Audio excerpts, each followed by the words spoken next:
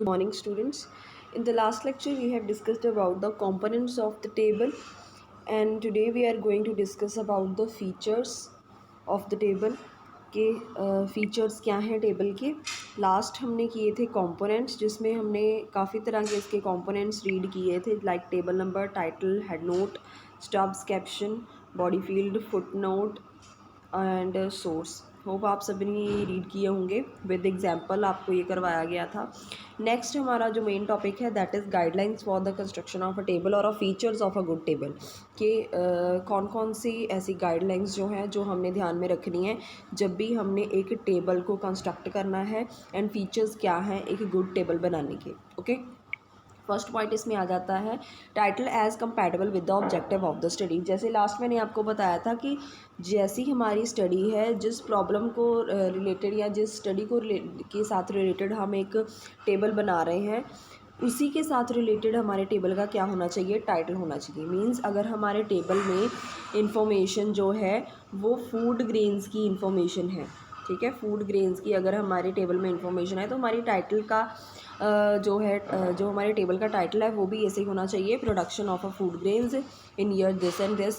जैसे भी हमारी स्टडी है, जैसे भी हमारी रिपोर्ट शो कर रही है, उसी के अकॉर्डिंगली हमारा टाइटल होना चाहिए। ये नहीं है कि हमारी रिपोर्ट कुछ और डिपेक्ट कर रही है और हमारा टाइटल कुछ और डिपेक्ट कर रहा है। ओके, नेक्स्ट उसके बाद है कंपैरिजन, कि it should be kept in mind that the items और cells which to be compared with each other are placed in the columns and rows to each other.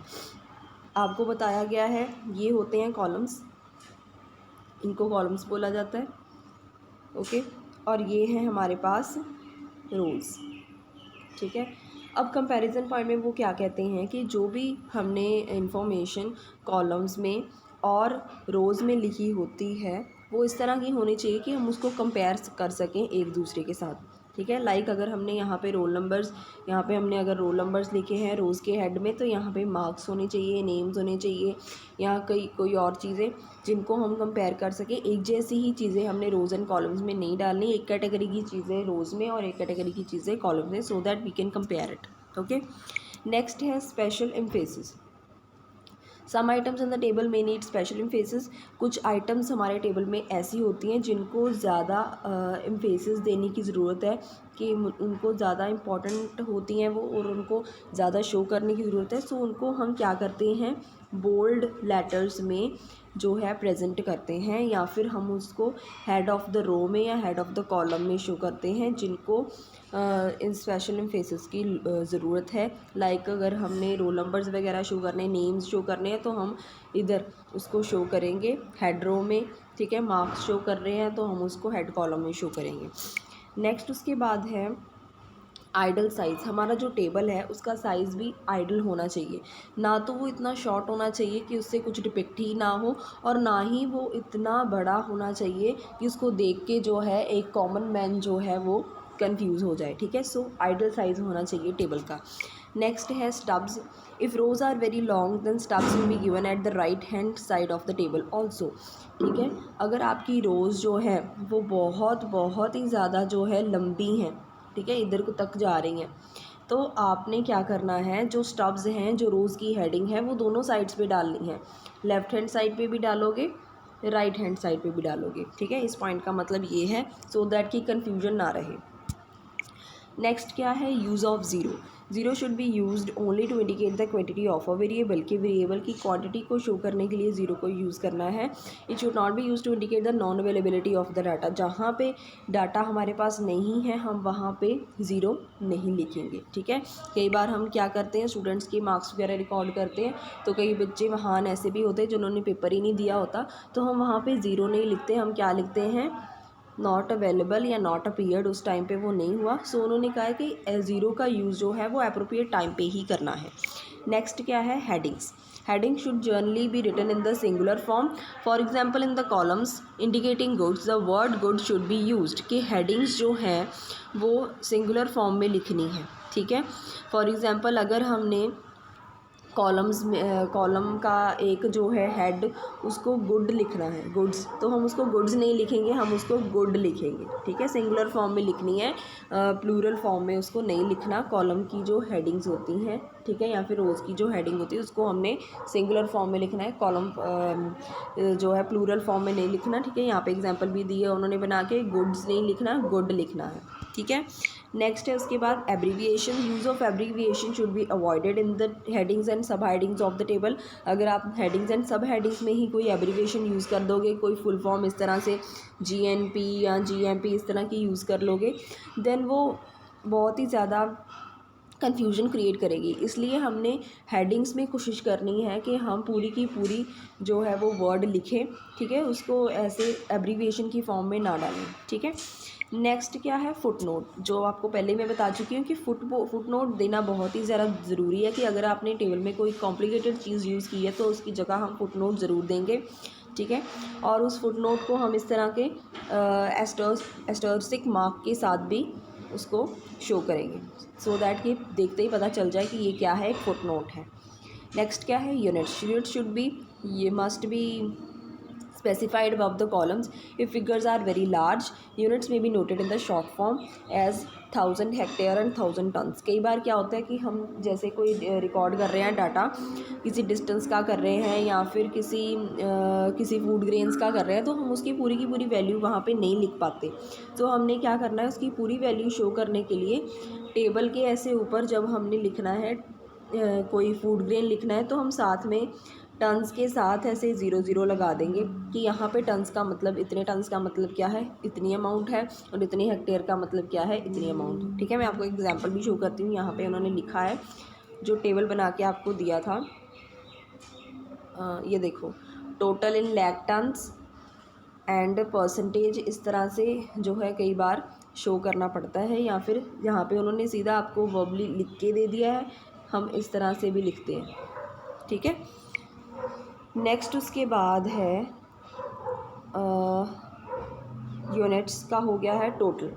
In the table subtotals of the items must be given at the end of the each row. के सब totals जो है हर एक रो के नीचे सब totals देना बहुत ज़्यादा ज़रूरी है। And grand total of the items must also be noted, कि ग्रैंड टोटल के साथ साथ सब टोटल्स देना भी ज़रूरी है, ठीक है, सो दैट कि छोटी से छोटी चीज़ के बारे में अच्छे से पता चल जाए। Then percentage and ratio. Percentage figure should be provided in the table if possible, this makes the data more informative. अगर आप टेबल बना रहे हैं तो कोशिश कीजिए कि हम परसेंटेज फिगर्स जो हैं वो दे पाएँ, क्योंकि उससे जो डाटा है वो ज़्यादा अच्छी रिपोर्ट जो है वो डिपिक्ट करता है। एग्जैक्ट पता चल जाता है कि कितने % लोग किस कैटेगरी में आ रहे हैं और इतने % लोग किस कैटेगरी में आ रहे हैं। Then extent of approximation. If some approximate figures have been used in the table, then extent of approximation must be noted. This may be indicated at the top of the table as a part of head note or at the foot of the table as a footnote. कि अगर हमने अपने table में कई बार हमें exact figures नहीं भी मिलती, तो हम उसकी जगह अप्रॉक्सीमेट फिगर्स जो हैं या गेस फिगर्स जो हैं वो लिख देते हैं। तो उस केस में हमको मेंशन करना होता है हेड नोट में या फिर फुट नोट में कि जो भी हमने इन्फॉर्मेशन दी है, यहाँ पे जो इन्फॉर्मेशन दी है वो एज अ अप्रॉक्सीमेट फिगर्स है। सो प्लीज़ इसको ध्यान में रखिए, ओके। नेक्स्ट इसमें है सोर्सेज ऑफ डाटा।